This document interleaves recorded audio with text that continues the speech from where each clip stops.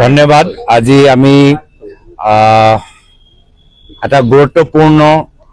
মত বিনিময় বৈঠকত অংশগ্ৰহণ কৰিলোঁ, যি বহু দিনৰ পৰা আমাৰ সকলৰ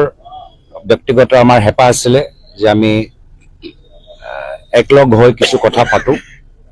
বিভিন্ন সময়ত বিভিন্ন স্তৰত এইখিনি কথাবোৰ চলি আছিল, কিন্তু আজি আমাৰ সকলৰ সৌভাগ্য যে আমি সকলোৱে আজি ইয়াত গুৱাহাটীত উপস্থিত আছিলোঁ। আৰু মই প্ৰথমে আমাৰ নিমন্ত্ৰণ ৰক্ষা কৰি আমাৰ বিভিন্ন দলৰ নেতৃত্ব যি আজি এই মত বিনিময় অনুষ্ঠানলৈ আহিলে, মই প্ৰথমে সকলোকে আমাৰ ফালৰ পৰা আন্তৰিক ধন্যবাদ কৃতজ্ঞতা জ্ঞাপন কৰিছোঁ। আমাৰ লগত আপোনালোকে দেখিছে যে উপস্থিত আছে বিধায়ক অখিল গগৈ ডাঙৰীয়া, বিধায়ক মনোৰঞ্জন তালুকদাৰ ডাঙৰীয়া, আমাৰ সাংসদ অজিত ভূঞা ডাঙৰীয়া, লুৰিণ জ্যোতি গগৈ ডাঙৰীয়া, কনক গগৈ ডাঙৰীয়া, বিবেক দাস ডাঙৰীয়া, বিক্ৰম হানছে ডাঙৰীয়া, সুপ্ৰকাশ তালুকদাৰ ডাঙৰীয়া, আৰু আমাৰ কংগ্ৰেছ দলৰ জ্যেষ্ঠসকল, নিখিল ভাৰত কংগ্ৰেছ কমিটিৰ সাধাৰণ সম্পাদক জিতেন্দ্ৰ সিং ডাঙৰীয়া,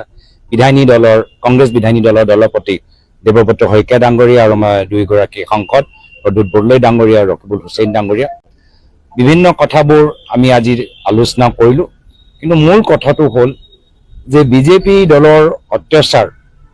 আৰু মুখ্যমন্ত্ৰী হিমন্ত বিশ্ব শৰ্মা ডাঙৰীয়াৰ অন্যায়ৰ পৰা অসমৰ জনসাধাৰণক পৰিত্ৰাণ দিবলৈ আমি সকলোৱে একগোট, আৰু আগন্তুক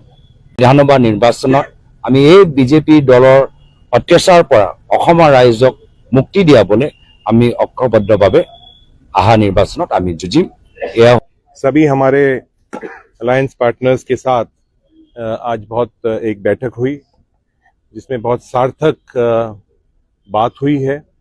विभिन्न मुद्दों पर चर्चा हुई है, और हम सबों ने ये तय किया है कि हम साथ मिलकर आसाम प्रदेश की जो एक भावना है, आसाम के लोगों की जो भावना है, हेमंत बिस्वा शर्मा की सरकार, भारतीय जनता पार्टी की सरकार जो आसाम को तोड़ने का काम कर रही है, बेचने का काम कर रही है, उसके साथ उसके लिए हम सब मिलकर लड़ाई लड़ेंगे और इस सरकार को उखाड़ के